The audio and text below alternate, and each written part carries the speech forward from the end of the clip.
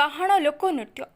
ଗଞ୍ଜାମ ଜିଲ୍ଲା କବିସୂର୍ଯ୍ୟନଗର କନକପାଟଣା ସାହିବାସୀ ଅନୁକୂଳରେ ଦୀର୍ଘ 1 ମାସ ଧରି ଚାଲିଥିବା କନକ ଦୁର୍ଗାଙ୍କ ଯାତ୍ରାର ଉଦ୍ଯାପନୀ ସମାରୋହରେ ଆଜି ଗଞ୍ଜାମ ଲୋକକଳା ଗାହାଣ ଲୋକନୃତ୍ୟ ମଧ୍ୟରାତ୍ରିରେ ଉଦ୍ଯାପନ କାର୍ଯ୍ୟକ୍ରମରେ ମୁଖ୍ୟ ଅତିଥି ଭାବେ ସମାଜସେବୀ ତଥା ଗଞ୍ଜାମ କଳାକାର ସଂଘ ସମ୍ପାଦକ ବ୍ରଜସୁନ୍ଦର ମଲ୍ଲିକ ଯୋଗ ଦେଇଥିବା ବେଳେ ଏମକେସିସି ସୁପରଭାଇଜର କୃଷ୍ଣଚନ୍ଦ୍ର ପ୍ରଧାନ ପୂର୍ବତନ ସରପଞ୍ଚ ରଞ୍ଜନ ପ୍ରଧାନ ଯୋଗ ଦେଇ ଗଞ୍ଜାମର ଏହି ବଜାଇ ରଖିଥିବା ସାହି କମିଟିକୁ ସାଧୁବାଦ ଜଣାଇଥିଲେ ଏବଂ ମୁଖ୍ୟ ଅତିଥି ଶ୍ରୀ ମଲ୍ଲିକ ଗାହାଣ ମୁଖ୍ୟ ସୀମାଞ୍ଚଳ ନାୟକଙ୍କୁ ଉତ୍ତରୀୟ ଦେଇ ସମ୍ବର୍ଦ୍ଧିତ କରିବା ସହ ସମସ୍ତ କଳାକାରଙ୍କୁ ସମ୍ମାନିତ କରିଥିଲେ।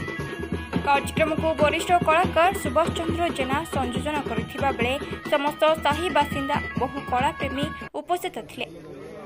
Bureau report viral news.